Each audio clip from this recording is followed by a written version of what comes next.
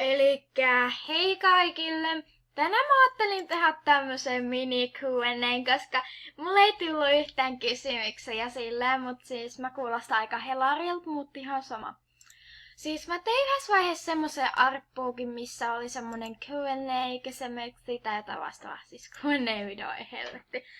Niin nyt mä vastaan näihin 4 kysymykseen, mikä on täällä. Musta tuntuu, että tää on maailman lyhyin Q&A, mitä on koskaan nähty. Eli siis ensimmäinen kysymys on, mikä on sun lempivuoden aika? Mun lempivuoden aika on kesä, koska silloin ei ole esim. Kylmä ja silleen. Entä mikä on mun lempiväri? Mun lempiväri on tällä hetkellä niinku harmaa. Kaikista parhain. Entä mun lempiruoka? Mun lempiruoka on toi kaikki roskaruoka, koska why not? Sitten mun lempitubaaja, no varmaan Ronnie Back, koska kaikilla. No ei ihan kaikilla, mutta ihan sama. Sitten, miksi jätit mut yksin? No sitä mä en oikein nyt tiedä, että miksi mä jätin sut yksin.